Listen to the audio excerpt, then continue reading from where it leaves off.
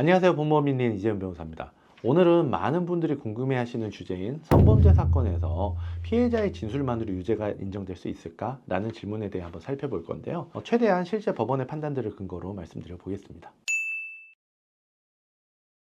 형사재판에서 유죄를 인정하기 위해서는 합리적인 의심이 없을 정도의 증명이 필요합니다.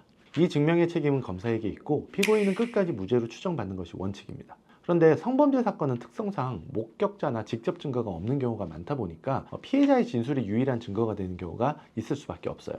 법원은 이런 상황에서 성인지 감수성을 가지고 피해자의 입장을 충분히 고려해야 한다고 하면서도 그렇다고 해서 피해자의 진술을 무조건 믿어서는 안 된다는 입장을 분명히 하고 있습니다. 뭔가 좀 애매하죠. 근데 여기서 핵심은 과연 그 피해자의 진술이 얼마나 신빙성이 있는가 하는 점입니다. 법원은 피해자 진술의 신빙성을 주로 다음 기준들을 종합적으로 고려해서 판단합니다.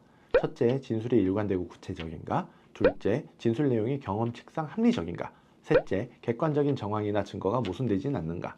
넷째, 진술 동기에 의심할 만한 점은 없는가? 간단히 말해 이런 기준들에 따라 판단을 해봐서 이제 합리적인 의심이 남는다면 무죄를 선고하게 되는 겁니다. 그리고 이것이 바로 형사소송법 제325조 범죄의 증명이 없는 때에는 무죄를 선고해야 한다라는 조항에 부합하는 태도인 것이고요. 물론 판결문이나 법률 교과서들이 앞서 제가 말씀드린 이 네 가지 기준에 따라서 성범죄의 유무죄를 판단해야 된다라고 딱 적어두고 있는 건 아니에요. 그렇지만 저희 수많은 경험과 또 실제 사례들을 바탕으로 정리한 것들이니까 참고하신다면 분명히 큰 도움이 되실 거라 생각합니다. 자, 그럼 구체적으로 법원이 앞서 말씀드린 기준을 어떻게 적용해서 피해자 진술의 신빙성을 부정했는지 한번 살펴보겠습니다. 먼저 진술의 일관성 및 구체성과 관련해서 한번 살펴볼게요. 피해자가 이제 경찰 조사 때는 폭행당했다고 했다가요, 또 법정에 나와서는 기억나지 않는다라고 말하는 등 어떤 핵심적인 부분에 대한 진술이 계속 바뀐 사건에서는 신빙성이 부정됐다고 봤고요. 또 사건 직후에는 기억이 흐릿하다라고 했다가 또 3개월 뒤에는 피고인의 손 위치, 자세, 느낌까지 선명히 기억난다, 이런 식으로 진술한 경우에도 그 신빙성이 부정된 사례가 있습니다. 특히 후자의 경우 시간이 지날수록 기억이 더 구체화되는 건 매우 이례적이라는 점에 주목을 한 것 같아요. 즉 핵심적인 진술이 오락가락하거나 이제 진술의 내용이 점점 구체화되는 경우에는 이제 진술이 사후에 만들어진 가능성이 매우 높다라고 봐서 신빙성을 부정한 것이라고 봐야 되는 거죠. 다음으로 이제 피해자의 행동이 비상식적이거나 경험칙에 반하는지 여부와 관련하여 한번 살펴보겠습니다. 피해자는 중간간을 당했다고 주장하면서도 그 이후 3년 동안 피고인과 계속 반복적으로 만나고 또 성관계도 이어갔던 사건에서 법원은 이런 태도는 일반적인 피해자의 반응과는 너무 다르다고 봤습니다. 또 피해자가 출혈과 고통이 있었다고 했지만 즉시 병원에 가지 않고 친구와 해장국을 먹고 또 편의점에도 다녀왔던 사건, 이런 후속 과정들이 있었던 사건에서는 성범죄 피해자가 통상적으로 보일 수 있는 행동이나 태도에 모순되는 행동들을 했을 경우에 피해자의 진술에 대해서 신빙성을 인정할 수 없다라고 판단했다고 보시면 되는 거죠. 셋째, 이제 객관적 증거와 모순된 경우에 대해 한번 살펴보겠습니다. 피해자가 사건 직후 피고인과 나눈 문자 메시지를 잘 볼 것 같으면 살살 물어봐, 크크 같은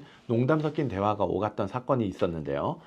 법원은 이에 대해서 강간 피해자가 가해자와 이런 대화를 나누는 것은 경험칙상 매우 이례적이라고 보았고요. 피해자는 피고인과 키스한 적이 없다고 진술하고 있지만 피해자의 구강키트에서 피고인의 DNA가 검출됐던 경우에는 이제 피해자 진술의 신빙성이 없다고 보기도 했습니다. 이제 물론 이 앞서 말씀드린 이 문자 메시지 같은 경우는 피해자의 행동이 이제 경험칙에 반한다고 볼 수도 있을 거고요. 어쨌든 이처럼 이제 객관적으로 드러난 증거와 진술이 서로 모순되는 경우에는 피해자 진술의 신빙성이 인정되기 어렵겠죠. 그리고 네 번째로 고소의 동기에 대해서도 한번 살펴보겠습니다. 피해자가 피고인과 연인관계 파탄 후 3년이 지나서 고소를 제기한 사건이에요. 법원은 배신감과 분노가 고소 동기가 되었을 가능성을 언급하며 신빙성을 부정했고요. 또 다른 사건에서는 피고인이 성관계 도중 무례하게 떠난 것에 대한 감정적 분노가 이제 허위 또는 과장된 진술로 이어졌을 가능성을 배제할 수 없다라고 하면서 신빙성을 부인하기도 했습니다. 즉 사건 자체가 아닌 별도의 외부 요인이나 동기로 인해서 고소를 하게 되었다고 볼 수 있는 가능성을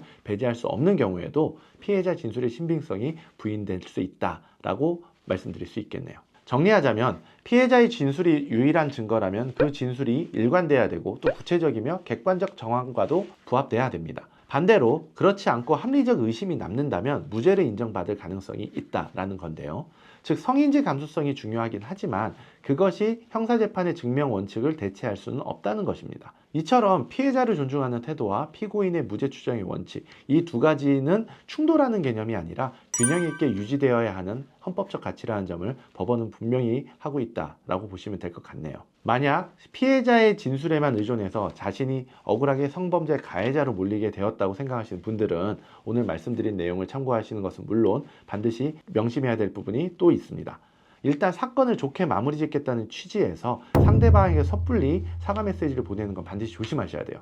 많은 사건에서 그 메시지 자체가 성범죄 혐의를 인정하는 중요 근거로 사용되고 있기 때문입니다. 나아가 가급적이면 경찰 수사 단계에서부터 적극적으로 잘 대응하실 것을 권하고 싶은데요. 당연히 자신의 혐의를 벗을 수 있는 카드를 최대한 사용하는 것이 유리하다는 측면에서도 드리는 말씀이겠지만 수사 단계에서부터 피해자 진술의 신빙성을 무너뜨릴 수 있는 단초들을 지속적으로 수사기관에 제공하고 또 어필함으로써 수사기관이 피해자 진술을 그대로 받아들여 혐의를 인정하게 만드는 것을 막아야 될 필요성도 매우 높기 때문입니다. 다른 범죄들보다 상대적으로 피해자 진술에 대한 의존도가 높을 수밖에 없는 것이 바로 성범죄라 하겠는데요. 이러한 성범죄에서 피해자 진술의 신빙성은 유무죄 여부를 결정하는 데 있어서 매우 결정적인 역할을 한다는 점 반드시 기억하시기 바랍니다.